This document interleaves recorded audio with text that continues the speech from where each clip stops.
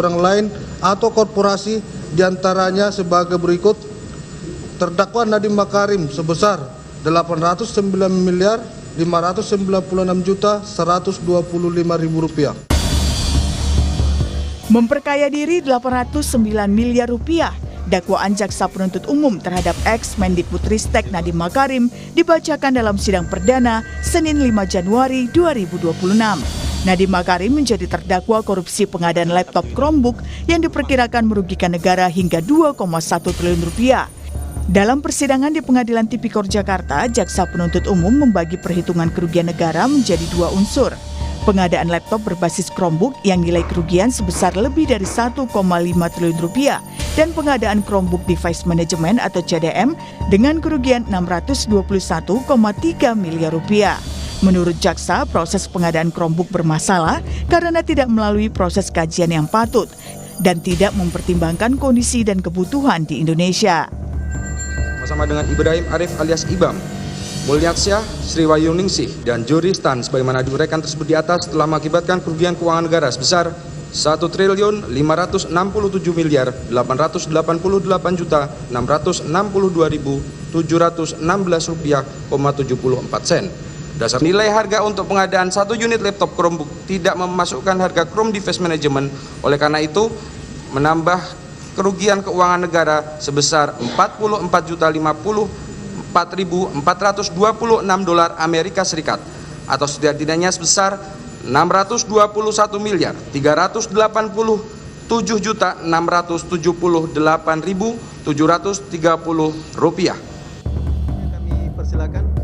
Usai mendengarkan dakwaan, Nadiem langsung membacakan nota keberatan atau eksepsi. Dalam eksepsinya, Nadiem menyebut dakwaan jaksa penuntut umum tidak jelas dan dibangun atas narasi ketimbang fakta hukum. Nadiem kembali menegaskan tidak ada motif memperkaya diri dalam pengadaan laptop Chromebook. Seluruh karir saya, baik di Gojek maupun di Kemendikbud, adalah ikhtiar saya untuk membangun negeri ini menjadi lebih baik. Saya sudah diberkati Allah dengan kesuksesan finansial. Tetapi itu tidak pernah menjadi tujuan hidup saya. Kalau memang tujuan hidup saya untuk memperkaya diri, saya akan memilih untuk tetap di dunia bisnis, di mana semua pintu terbuka bagi saya untuk meraih kesuksesan. Saya tidak mungkin mempertaruhkan kebebasan dan reputasi saya yang telah saya bangun selama puluhan tahun hanya untuk menambah kekayaan saya. Hukum ini saya tidak hanya berjuang untuk diri saya dan untuk keluarga saya juga berjuang untuk setiap profesional dan pejabat jujur yang dituduh korupsi. Usai persidangan, orang tua Nadiem Makarim mengaku lega karena putranya bisa menyuarakan isi hatinya dalam pembacaan nota keberatan. Yang paling lega adalah bahwa Nadiem bisa menyatakan perasaan dia yang terdalam mengenai kasus dia dan cita-cita dia dan perasaan dia di dalam keinginan untuk membangun negara ini. Saya rasa semua kalau dijalankan dari hati dan mengenai sesuatu yang benar itu orang akan mengerti itu sebab datangnya dari hati. Kemarin menjadi sidang perdana ex-Mendikbudristek Nadiem Makarim dalam kasus korupsi pengadaan laptop Chromebook. Dalam 2 sidang sebelumnya, Nadiem tidak hadir karena dibantarkan akibat sakit. Sementara 3 terdakwa lainnya dalam kasus ini, yaitu konsultan teknologi Kemendikbudristek Ibrahim Arif, Direktur Sekolah Dasar Dirjen PAUD Dikdasmen 2020-2021 Sri Wahyuningsih, dan Direktur SMP Ditjen PAUD Dikdasmen 2020-2021 Mulyatsya telah menjalani sidang dakwaan pada Desember 2025 lalu. Tim Liputan Kompas TV.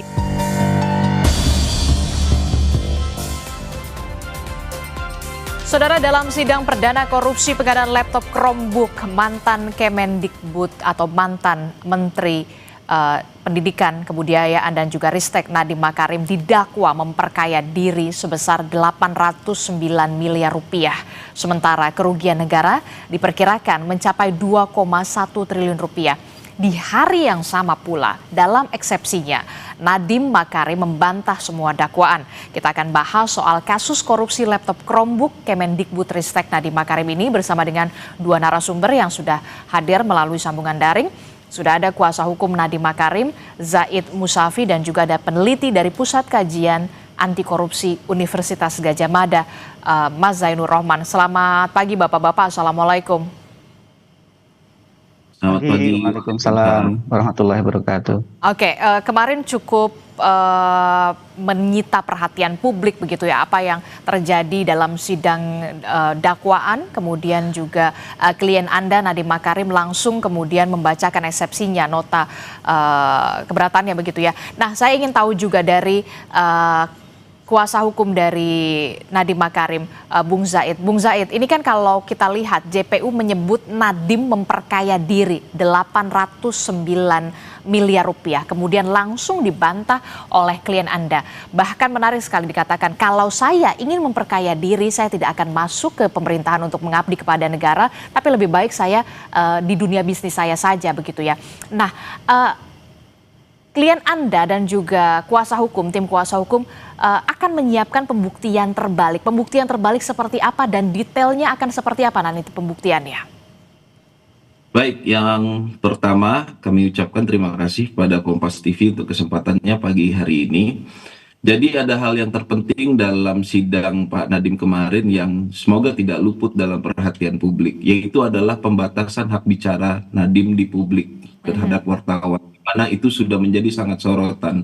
Dan ini dalam iklim negara demokrasi dan negara hukum ke depan, tentu ini sangat bahaya. Karena tidak ada satu larangan pun terhadap terdakwa memberi keterangan terhadap publik. Dan tentunya ini adalah patut diduga sebagai sebuah upaya pembungkaman yang tidak tepat. Jadi kita berharap ke depan semoga tidak terulang lagi proses-proses atau hal seperti ini. Karena apa? Karena terdakwa juga punya hak menyampaikan pendapatnya ketika di pengadilan. Itu yang menjadi catatan kita yang pertama dan sangat kita sayangkan. Oke, jadi Anda menyebutkan bahwa memang ada upaya pembungkaman terhadap klien Anda. Ya, patut diduga demikian. Karena apa? Karena seharusnya beliau juga punya kesempatan untuk memberikan keterangan terhadap wartawan, ya kan? Karena selama ini beliau tidak banyak berkomentar ketika banyak ada statement-statement, narasi-narasi, ataupun ada stigma menyatakan bahwa dirinya menerima 809 miliar. Nah, saat ini adalah kesempatan beliau untuk berbicara, ya kan, baik di dalam ruang sidang ataupun di dalam ruang pengadilan itu sendiri. Nah, itu kita sangat sayangkan kemarin karena pimpinan kita selaku Pak Ari Yusuf Amir ya sebagai koordinator, salah satu koordinator juga, itu sangat menyayangkan karena itu melanggar hak asasi manusia. Salah satunya adalah hak berbicara di hadapan publik. Kecuali memang ada larangan. Itu kita tidak ada masalah gitu kan kalau memang ada larangan itu, tapi kan faktanya ini tidak ada dan itu hal yang biasa lah gitu dalam memberikan keterangan. Itu satu catatan yang ingin kita sampaikan penting pagi ini. Oke, ada satu catatan yang kemudian penting yang ingin disampaikan adalah soal pembatasan hak bicara seorang terdakwa. Saya ke Bung Zainur Rohman dulu. Bagaimana Anda menanggapi ini dalam kasus Nadiem? Ada pembatasan hak bicara di sana? Ya, tentu setiap terdakwa itu harus diberi kesempatan ya, khususnya di dalam persidangan yang paling penting ya, untuk melakukan pembelaan sesuai dengan agenda sidang masing-masing. Kalau memang agenda sidangnya adalah eksepsi, maka kesempatan eksepsi itu harus diberikan seluas-luasnya baik kepada terdakwa maupun kepada kuasa hukumnya. Nah, yang menjadi pertanyaan kan bagaimana dengan hak terdakwa di luar persidangannya, ini konteksnya kalau tidak salah di luar persidangan. Tentu itu tinggal dikomunikasikan antara terdakwa dengan pihak kejaksaan ya dalam batas-batas yang wajar selama ini menurut praktik itu juga harus diberikan ya. Tetapi kan kemudian tentu ada batas-batasnya ya, tidak mungkin juga kemudian tanpa ada batas yang wajar. Tapi kalau sama sekali tidak diberikan akses itu juga menjadi pertanyaan bagi publik. Kenapa tidak diberikan akses? Padahal kan kalau kita lihat di dalam praktik ya, khususnya kita bicara dalam praktik. Semua terdakwa itu memiliki akses untuk menyampaikan suaranya kepada publik. Oke, ini juga menjadi pertanyaan ketika memang ada pembatasan hak berbicara di depan media di luar persidangan begitu yang merupakan jadi salah satu hak asasi manusia juga. Saya ingin ke Bung Zaid lagi. Bung Zaid, menyambung pertanyaan saya sebelumnya soal pembuktian terbalik. Apa yang sudah disiapkan oleh tim kuasa hukum dari Nadiem Makarim untuk nanti akan ada pembuktian terbalik di sana? Baik, salah satu dakwaan itu kan menyatakan bahwasanya klien kami ini, terdakwa Pak Nadiem Makarim ini menerima uang sebesar 809 miliar. Yang mana uang tersebut pada faktanya sudah dijelaskan dalam proses penyelidikan dan penyidikan merupakan uang investasi Google ke PT Akap, ya kan, yang selanjutnya ada proses keperdataan juga dengan PT Gojek. Nah, dalam persepsi kita kenapa kita membantah itu? Karena tidak dijelaskan bagaimana alur uang tersebut bisa jadi sebuah kekayaan yang dimiliki oleh Pak Nadiem Makarim. Apakah itu masuk ke rekening? Apakah itu berupa bonus? Apakah itu berupa fee? Nah, ini yang kita masuk dalam bantahan eksepsi kemarin gitu. Ini yang kita keberatan salah satunya. Karena apa? Karena proses korporasi ini adalah proses yang sudah terjadi sebelum beliau menjadi menteri. Adapun pada saat beliau sudah menjadi menteri, ada peningkatan investasi Google itu karena untuk menghindari delusi. Mengingat harus dicatat oleh kita semua, investor-investor di Gojek itu bukan hanya Google, itu ada banyak perusahaan-perusahaan besar juga melakukan investasi dan mereka punya hak untuk meningkatkan saham. Pertanyaan selanjutnya adalah, jika di antara kita adalah salah satu pemegang saham dan pemegang saham lain meningkatkan investasinya, apakah kita akan membiarkan saham kita terdelusi? Tentu kita juga akan meningkatkan lagi saham kepemilikan saham tersebut. Untuk itulah ada peningkatan juga investasi Google di PT Akap itu sendiri. Sedangkan dari mana uang PT Akap itu mengalir ke Pak Nadiem, bagaimana Pak Nadiem menerimanya, dalam bentuk apa, itu tidak ada penjelasan. Dan padahal itu sudah diberikan penjelasan secara detail dalam proses penyelidikan dan penyidikan. Selanjutnya, hal yang lebih penting lagi adalah apa korelasinya investasi tersebut terhadap pengadaan Chromebook gitu. Karena pada faktanya memang Chromebook ini adalah proses atau pengadaan yang dijalankan oleh Pak Nadiem ini menjalankan perintah presiden. Apa perintah presiden? Agar pendidikan Indonesia atau peserta didik Indonesia ini melek dunia teknologi. Nah, ini bagaimana caranya? Tentu kan kita harus dimulai gitu. Dalam dakwaan juga disinggung bahwasanya proyek ini gagal di 3T. Ini bukan gagal di 3T. Proyek ini, kegiatan ini atau agenda mengenai Chromebook ini bukan untuk wilayah 3T. Jadi wajar ini tidak maksimal di wilayah 3T. Karena perintah presiden itu memulai untuk memelekkan teknologi kepada seluruh peserta didik. Pertanyaan selanjutnya, ketika 3T itu gagal, emang ada berapa persen wilayah Indonesia yang 3T dalam dunia pendidikan? Itu sekitar 15%. Artinya apa? Ada 85% yang menerima atau merasakan manfaat dari proses pengadaan pelaksanaan Chromebook ini sendiri gitu. Dan di Chromebook ini tolong diperhatikan baik-baik seluruh masyarakat Indonesia. Ada salah satu alat yang namanya CDM. CDM ini adalah alat yang menjadi kontrol Menteri Pendidikan atau Kementerian Pendidikan ini untuk mencegah situs-situs yang tidak baik dan tidak benar terhadap peserta didik. Itu untuk mencegah itu bisa dikontrol secara terpusat oleh alat yang namanya CDM. Tapi saya ingin menambahkan sedikit ke Pak Zainur tadi yang mengenai masalah komunikasi. Selama ini komunikasi dengan kejaksaan berjalan sangat baik gitu. Saya harus akui itu karena Pak Nadiem pun diberikan dan dibantu proses kesehatannya itu juga oleh kejaksaan. Maka kita cukup kaget ketika terjadi kejadian seperti kemarin. Prinsipnya seperti itu. Bung Zainur Rahman, bagaimana Anda menilai dengan penjelasan dari Bung Zaid, apa yang kemudian perlu dibuktikan begitu soal pembuktian terbalik, termasuk juga soal ada perintah presiden di sana kala itu untuk memelekkan teknologi dunia digital dalam bidang pendidikan? Ya, jadi konstruksi perkara ini sederhananya adalah dari sisi actus reusnya ya, sesuai dengan dakwaan JPU itu ada pengarahan kebijakan pengadaan laptop dan juga CDM itu tadi ya. Nah, di dalam pengarahan tersebut itu dituduh oleh JPU didakwa ada pengabaian terhadap hasil kajian teknis sehingga kemudian menuju kepada Chromebook. Nah, kemudian yang menjadi pertanyaan, ini mens reanya apa gitu kan? Nah, mens reanya kalau kita lihat dakwaan dari JPU, sederhananya itu adalah diduga ada konflik kepentingan. Ya, konflik kepentingan antara siapa? Ya, antara NM gitu ya dengan pihak Google gitu ya. Jadi ini dikatakan ada kedekatan ya antara NM dengan Google sejak awal dan juga ada komunikasi-komunikasi intensif.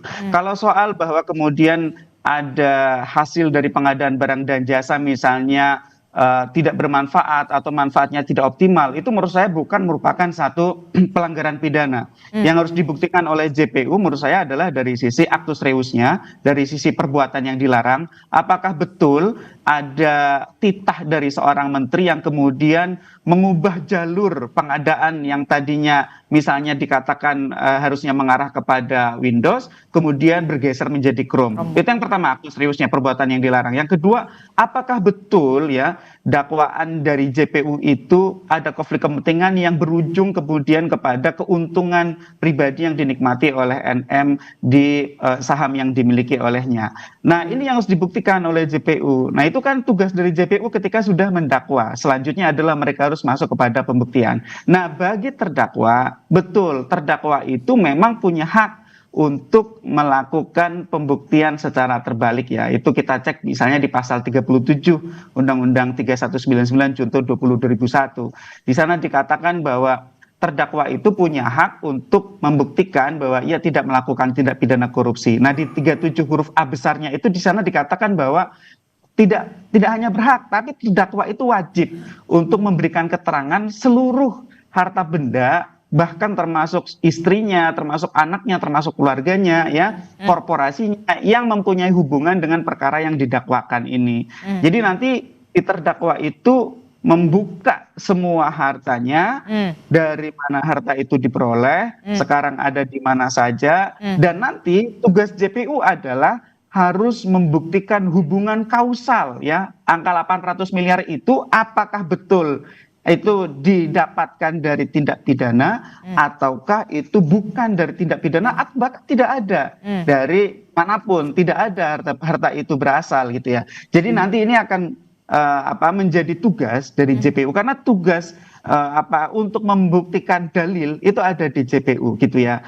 Dari terdakwa dan dari kuasa hukumnya itu kan tugas untuk melakukan pembelaan diri. Yang wajib membuktikan itu kan yang menuduh adalah JPU. Sehingga publik itu ikuti saja ya proses yang sedang dilangsungkan di Pengadilan Tipikor Jakarta ini, karena ini sudah dibacakan dakwaannya. Publik perhatikan apakah betul ada titah Menteri Nadiem ini untuk mengarahkan ke Chromebook, apakah betul ada konflik kepentingan, apakah betul ada penambahan kekayaan yang tidak seharusnya. Ini yang kemudian nanti akan menentukan bagaimana putusan hakim ini akan bunyi. Gitu. Oke, termasuk juga kemudian ketika soal dakwaan memperkaya diri sendiri sebesar 809 miliar kemudian dibantah oleh seorang Nadiem Makarim, apa kemudian bisa bergeser soal kepenyalahgunaan kewenangan atau kekuasaan di sana? Ya, karena memang kalau kita baca dakwaannya ya ini alternatif ya kalau tidak salah ya, atau subsidiar, saya tidak baca dakwaannya. Subsidiar ya, di pasal 2 ayat 1 itu kan melawan hukum, memperkaya diri sendiri atau orang lain, merugikan keuangan negara. Nah, melawan hukumnya itu melawan hukum yang seperti apa? Apakah yang melawan hukum itu artinya melanggar ya prosedur pengadaan barang dan jasa ya, ataukah melanggar SOP di internal Kementerian Pendidikan, SOP untuk penentuan spesifikasi misalnya, SOP untuk memutuskan satu produk misalnya, itu yang harus dibuktikan oleh JPU. Yang kedua, ini kan kalau dari 2 ayat 1-nya dia tidak berhasil, maka nanti yang kedua adalah apakah ini ada penyalahgunaan kewenangan menggunakan pasal 3 ya.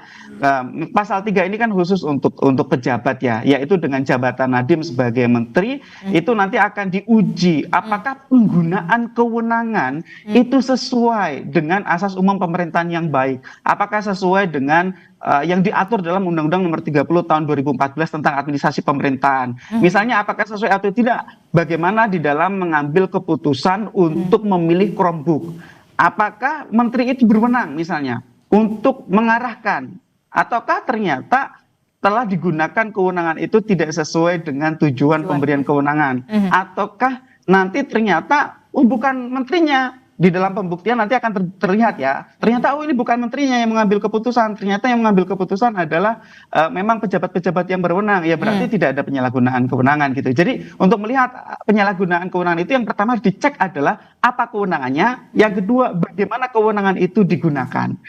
Dan itu ada hubungan kausal. Harus dua-duanya itu harus ada hubungan kausal karena juga di dalam pasal 3 itu di sana harus ada dengan tujuan ya, harus ada dengan maksudnya untuk menguntungkan diri sendiri, orang lain atau korporasi. Jadi itu nanti harus dibuktikan semuanya oleh JPU karena JPU yang punya beban pembuktian terhadap apa yang telah didakwaan. Nah justru yang saya kemarin dengar cukup menarik adalah adanya satu informasi di dalam dakwaan bahwa ada seorang anggota DPR menitipkan 3 perusahaan untuk mendapatkan proyek ya, meskipun ini kan pakai e-katalog ya, pakai SIP lah ya, tapi kan kemudian produk yang dimiliki oleh 3 perusahaan ini kan produk yang match dengan apa yang dipilih. Nah itu harusnya didalami oleh JPU. Apakah anggota DPR ini telah melakukan apa yang biasa disebut sebagai trading influence ya, perdagangan pengaruh, dan bisa didalami. Bagaimana cara pendalamannya? Ya menggunakan analisis transaksi keuangan terhadap subjek anggota DPR tersebut gitu ya, yang titip 3 perusahaan kepada Kementerian Pendidikan. Apakah ternyata dia mendapatkan keuntungan material? Apakah dia ternyata merupakan satu jejaring? Jadi biasanya kalau di KPK ya, kalau di KPK kasus ini kan di kejaksaan ya. Kalau di KPK satu kasus korupsi itu ketika dilakukan penindakan itu akan dilihat semua yang terkait dengan itu dan bisa membuka jalan untuk membuka kasus-kasus korupsi yang lain sehingga gambar lengkapnya itu akan terlihat dengan jelas bagaimana ini kemudian terjadi pihak-pihak lain yang kemudian diduga terlibat dan pihak yang terlibat itu juga harus dimintai pertanggungjawaban secara pidana. Ketika jaksa sudah menyebut di dalam dakwaannya, tidak boleh jaksa hanya sekadar menyebut tetapi juga harus membuktikan. Nah, terlalu banyak ya dakwaan jaksa itu asal sebut tetapi tidak dibuktikan. Termasuk di konteks ini yang publik tunggu apa peran dari anggota DPR yang titip 3 perusahaan itu. Oke, menarik sekali. Harus dibuktikan oleh JPU soal bagaimana dugaan dari keterlibatan salah satu anggota DPR yang dalam tanda kutip ini diduga juga menitipkan ada 3 perusahaan. Ini juga menjadi menarik ketika nanti benar-benar bisa dibuktikan di persidangan. Tentu saya berharap bisa membuka kotak Pandora yang sebenarnya begitu ya. Saya ke Bung Said yang juga menarik. Tidak hanya soal bagaimana ada nama anggota DPR di sana yang tadi disebutkan oleh Bung Zainur Rohman yang menitipkan ada 3 perusahaan, tapi juga ada pernyataan dari Nadiem Makarim yang mengakui lengah menghadapi pemain lama dalam tanda kutip banyak yang dirugikan dan merasa terancam. Siapa sebenarnya pemain lama dan yang merasa terancam itu? Iya. Untuk menyebut nama tersebut tentu forumnya adalah forum peradilan. Jadi tidak bisa saya sampaikan dalam forum media seperti ini. Sebelumnya saya mohon maaf. Tetapi begini, dalam konteks tindak pidana ini ada sebuah hal yang penting sebenarnya, langkah transparansi dan akuntabilitas yang dilakukan oleh Pak Nadiem Makarim selaku menteri pada saat itu adalah melibatkan Jamdatun untuk pengawasan dan pendampingan dalam konteks proses pengadaan barang TIK ini sendiri. Nah, dalam proses ini seharusnya ya kita bicara apa adanya aja. Seharusnya kalau memang ya ada konflik of interest dia sebagai menteri yang sebelumnya dia adalah pengusaha, langsung di-cut saja di awal. Karena nunggu setelah dia selesai jadi menteri diperlakukan sedemikian hingga seperti saat ini. Kan kalau itu langsung aja di-cut kan sudah diinfokan, sudah dimintakan tolong kepada kejaksaan, tolong dampingi proses ini. Kita pakai analogi yang mudah saja. Kalau memang quote non ya, kalau secara hukum, kalau memang Pak Nadiem ini punya niat buruk, punya niat jahat, masa dia melibatkan aparat penegak hukum dalam proses pelaksanaannya? Itu kan hal yang kontradiktif dan tidak mungkin itu dilakukan gitu kan. Jadi pada prinsipnya dia sebagai seorang pengusaha yang biasa melaksanakan proses transparansi dan akuntabilitas tentu sangat memahami proses-proses tersebut sehingga melibatkan aparat penegak hukum, tolong dong ini dilakukan pengawasan, tolong dong ini dilakukan pendampingan. Pertanyaannya adalah kenapa pada saat itu tidak dilakukan proses-proses demikian dan langsung saja di cut off. Pak, Bapak tidak boleh mengadakan Chromebook karena Bapak dulunya kerjasama dengan Google, karena Bapak dulunya adalah mitra Google, atau seperti apa? Langsung di-cut di saat itu juga gitu. Nah sekarang kita jadi bingung ini, kok menteri ya lulusan dari universitas ternama di dunia ingin mengabdi ke Indonesia, dia ingin mengembangkan dunia pendidikan sesuai arahan presiden, malah melakukan tindakan yang dengan akuntabilitas dan kredibilitas serta transparansi kok malah mendapatkan hal seperti ini. Ini yang menjadi pertanyaan kita bersama. Jadi kalau memang ada sebuah kesalahan, harusnya pada saat itu di-cut saja. Kenapa terjadi pembiaran ini? Ya, nanti boleh ditanggapi secara sudut pidana seperti apa oleh Bang Zainur. Tapi menurut kita ini tidak tepat. Kalau memang bermasalah ya sedari dulunya ini harusnya di-cut off. Bukan setelah beliau tidak jadi menteri, baru beliau diangkat. Ditambah lagi sudah ada audit BPK pada saat itu, ya kan, dan juga ada audit BPKP, dan pada saat itu tidak ada ditemukan perbuatan melawan hukum sebagaimana pasal 2, perbuatan penyalahgunaan wewenang sebagaimana pasal 3. Kok setelah beliau jadi menteri tahu-tahu ada, dan audit ini sendiri dari BPKP yang sekarang ini kok baru ada setelah beliau ditetapkan tersangka dan ditahan. Oke, Nah, jadi sebenarnya dengan kata lain Anda ingin mengatakan ini ada kita. dugaan kriminalisasi di sana atau seperti apa? Ya kalau prosesnya seperti ini patut diduga demikian. Tapi Pak Nadiem akan sudah berkomitmen kepada kita bersama tim lawyer ini, dia akan memberikan keterangan apa adanya, akan memberikan dokumen apa adanya, termasuk akan membuktikan secara terbalik asal kekayaannya, termasuk juga mengenai si angka 809 itu yang memang sama sekali tidak pernah. Termasuk juga soal dia membuktikan menterinya. siapa pemain lama dan yang siapa yang merasa terancam. Itu juga nanti tentu saja kita harapkan bisa dibuktikan oleh klien Anda di persidangan.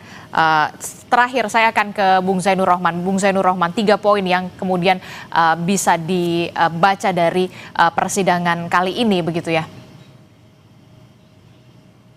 Ya, jadi ini perkara memang cukup menarik perhatian publik ya, karena saya lihat dari dakwaan itu ya, saya dengarkan dakwaan kemarin di media karena disiarkan gitu ya, itu saya tidak melihat adanya satu aliran dana yang jelas. Nah ini yang ditunggu-tunggu oleh publik. Benar nggak itu angka 809 itu secara kausal adalah hasil dari kejahatan?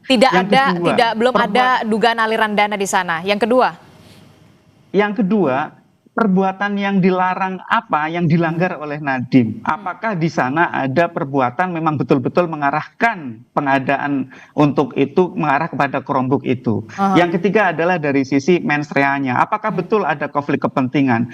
Kalau memang JPU bisa membuktikan itu di depan persidangan, ya publik akan paham. Tapi kalau JPU membuktikannya dengan samar-samar, tidak cukup kuat, saya pikir majelis hakim juga nanti akan mengambil putusan sebagaimana yang berlangsung di persidangan itu. Dan saya sih melihat ini kesempatan bagi publik untuk mengikuti betul persidangan ini dengan seksama, agar bisa menjadi bagian dari pengawasan proses persidangan. Apapun yang berlangsung di persidangan, publik ikut awasi, publik juga cukuplah publik harus pasang sikap skeptis gitu ya terhadap semua yang berlangsung ya. Jangan cepat-cepat ambil kesimpulan ya. Publik ikuti dan publik nanti akan bisa paham sendiri apakah ini memang betul merupakan satu tindak pidana korupsi atau ini adalah kriminalisasi terhadap satu bentuk kebijakan pejabat publik. Oke, baik, kita akan tunggu bagaimana persidangan selanjutnya yang akan bergulir dan juga publik, media juga sama-sama untuk bisa mengawal dari kasus ini, melakukan pengawasan. Terima kasih peneliti Pusat Kajian Anti Korupsi Universitas Gadjah Mada, Bung Zainur Rohman telah bergabung bersama kami. Sebelumnya juga ada kuasa hukum dari Nadiem Makarim, Bung Zaid Musafi. Terima kasih Bapak-Bapak, Assalamualaikum, sehat selalu. Waalaikumsalam.